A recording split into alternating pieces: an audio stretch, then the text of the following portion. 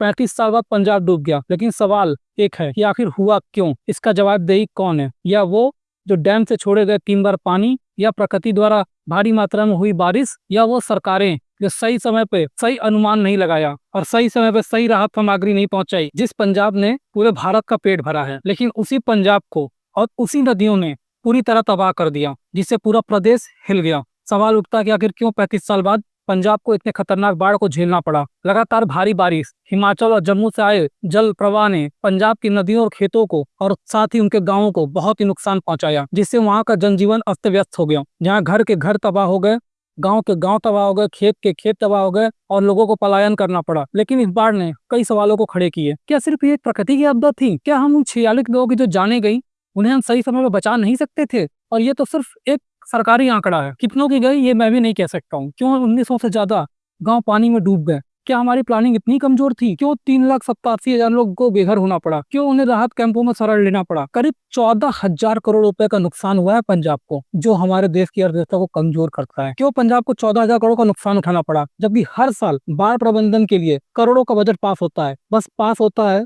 पेपरों पर, जमीन पर कुछ नहीं होता तो इतनी बड़ी त्रासदी हम सही समय पर रोक सकते थे। 46 लोगों की जानें नहीं जाती, करोड़ों गांव तबाह नहीं होते, करोड़ों की फसलें बर्बाद नहीं होती। सवाल तो बहुत से हैं। क्या हमारे डैम सिर्फ उद्घाटन और फोटो खिंचवाने के लिए बने हैं? जो रावी नदी में 35 साल से सूखा पड़ा था, वहां पे होटल, दुकानें और घर बनाने की इजाजत किसने दी? क्या उन्हें पता नहीं था कि एक नदी है, भले वो सूखी हुई थी 35 साल से? क्या हमने जंगल काटकर, पहाड़ तोड़कर अपनी बर्बादी का खुद कारण धीरे धीरे नहीं बन रहे हैं? क्या प्रकृति हमें बार बार चेतावनी नहीं दे रही है, जिसे हम अनदेखा कर रहे हैं बार बार? किसी को संज्ञान लेना ही नहीं है, बस हो गया, अगली बार फिर होगा, आएगा तो देख लेंगे।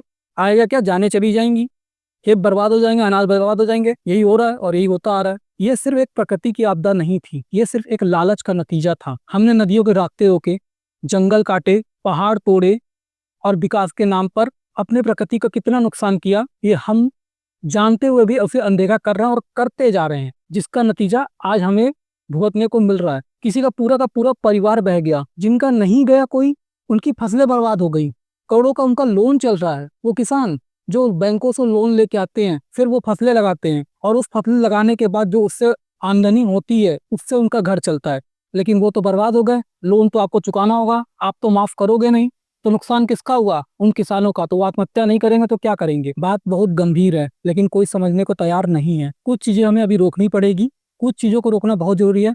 नदियों किनारे होने वाले अवैध निर्माण, जंगलों की कटाई, विकास के नाम पे प्रकृति के साथ चिर रहना बंद करना चाहिए। और सबसे बड़ी चीज, हमें अपनी प्रकृति की इज्जत करनी पड़ेगी, नहीं तो आने वाले दिनों में जो आपने देखा है, इससे कहीं ज्यादा खतरनाक दृश्य हमें देखने को मिल सकता है।